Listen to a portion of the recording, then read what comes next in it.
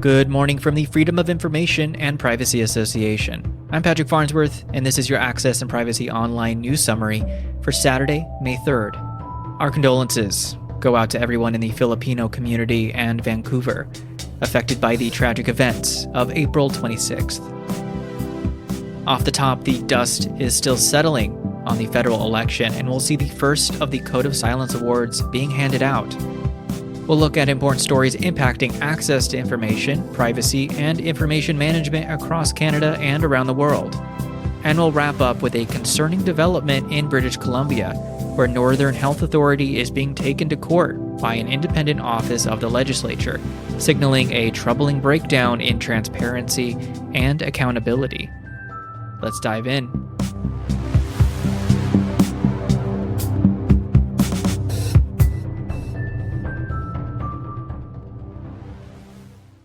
We start today with a look at the recent Canadian federal election.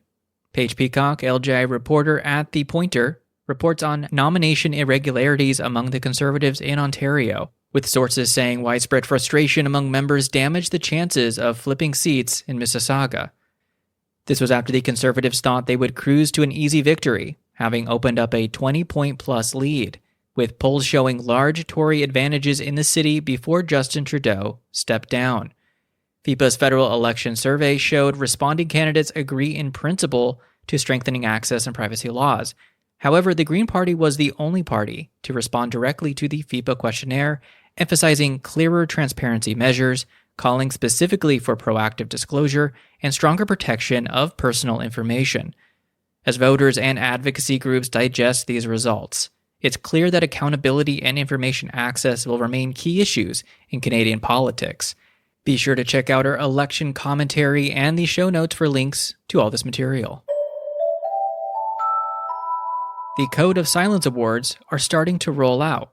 Transparency advocates have delivered a sharp critique to the Canadian government this week, awarding the federal government the dubious Code of Silence Award for obstructing access to residential school records. The Code of Silence Awards call attention to government or publicly funded agencies that work hard to hide information, to which the public has a right under access to information legislation.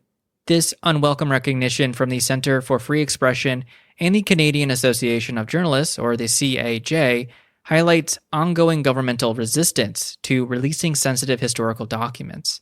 The Truth and Reconciliation Commission found significant evidence of a cultural genocide being committed against Indigenous peoples.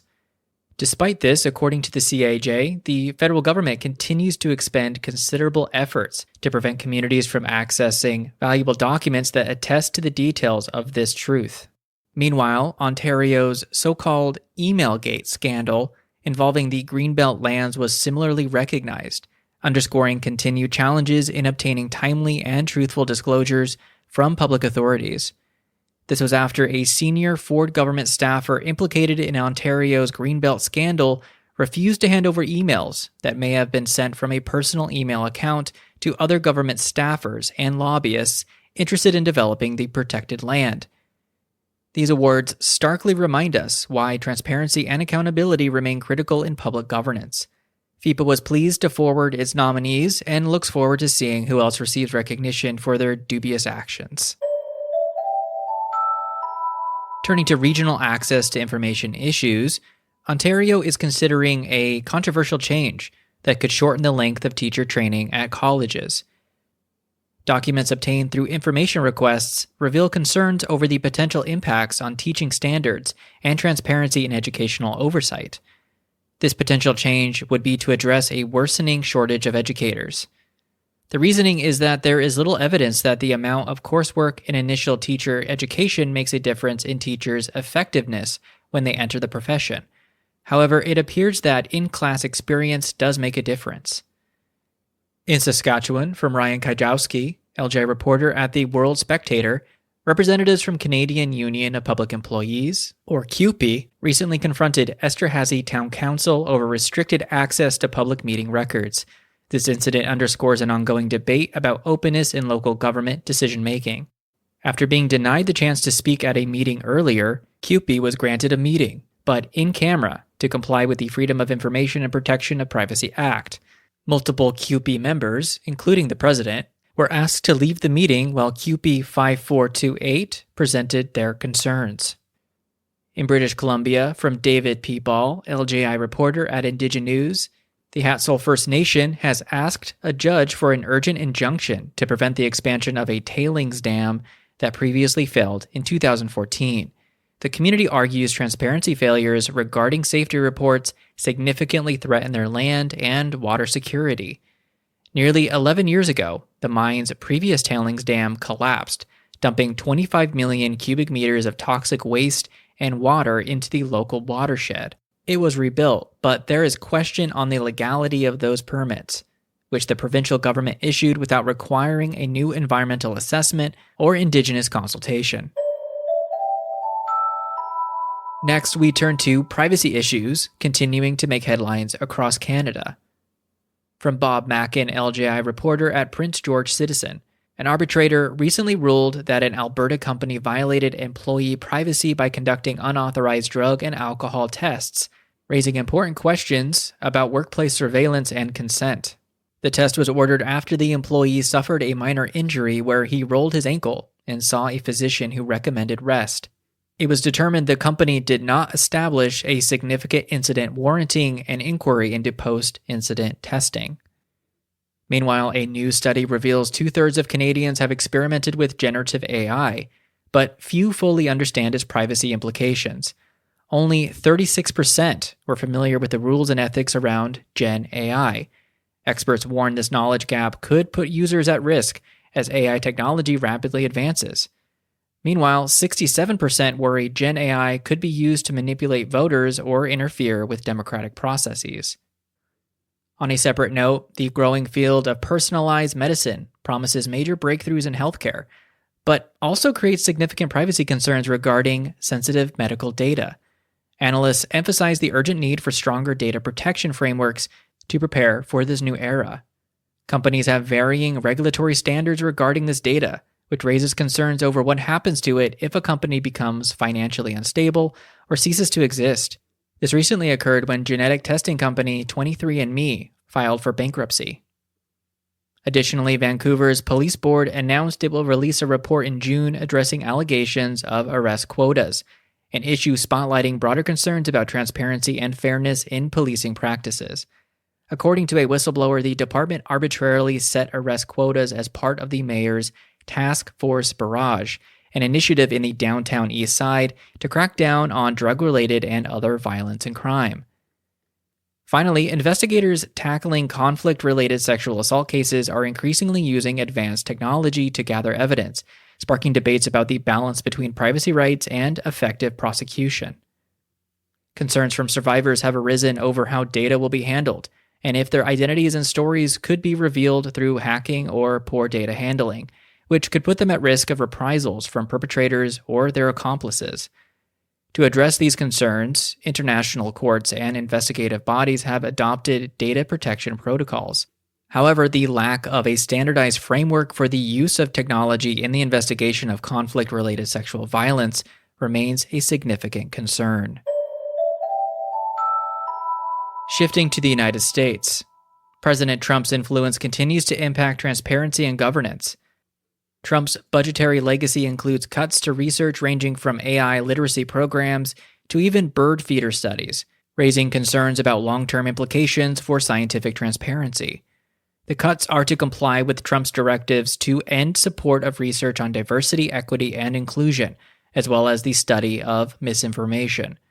Along with eliminating DEI research, the National Science Foundation said it will no longer support research with the goal of combating misinformation that could be considered, quote, infringing on the constitutionally protected speech rights of American citizens across the United States, end quote. In related court news, a U.S. appellate court has upheld restrictions on DOJ accessing Social Security data, blocking transparency advocates who argue this prevents oversight of potential abuses and protecting the privacy of citizens.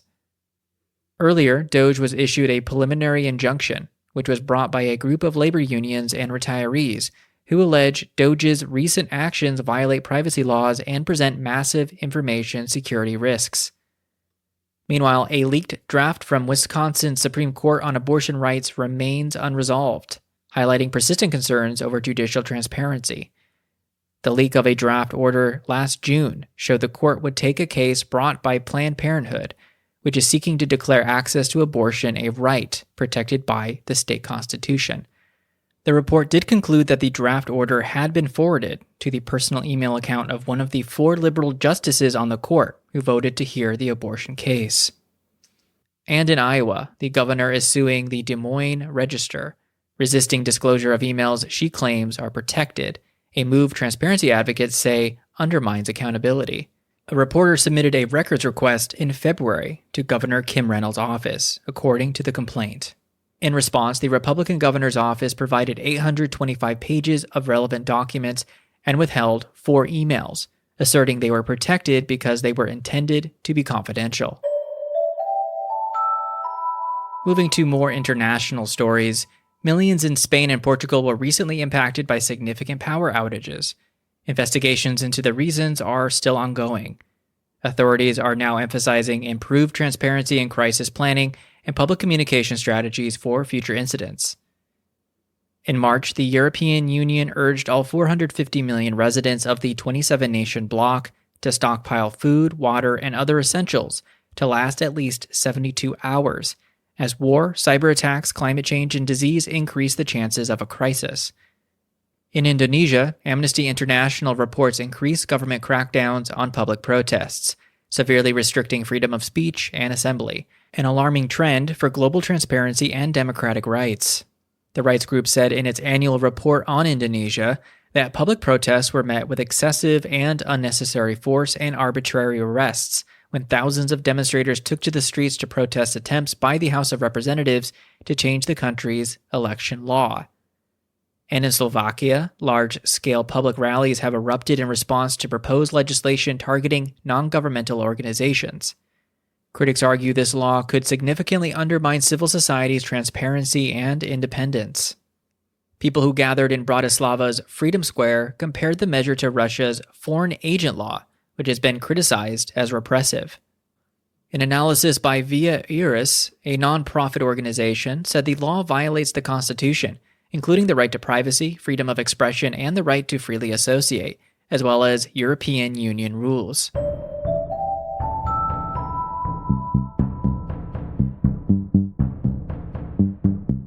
And now finally, we're closely monitoring a troubling case in British Columbia.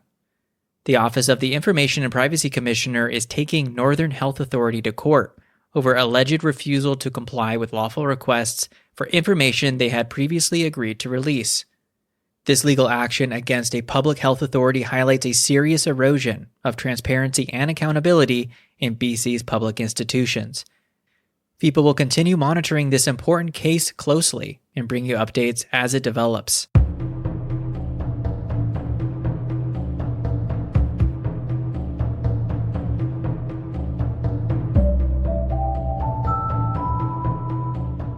As always, we hope today's stories help you stay informed about the latest issues surrounding privacy, information management, and public transparency. To help us keep the mics on, be sure to subscribe to FIPA News Monitoring or consider a donation. Our writer is Sean Fisk. Original music in today's show was composed by the mysterious Breakmaster Cylinder. I'm Patrick Farnsworth, your host and producer. Thank you for joining. A big FIPA thank you to all the contributors, reporters, and outlets that make this podcast possible, and to you, our listeners, who help make this successful. Stay safe and stay informed.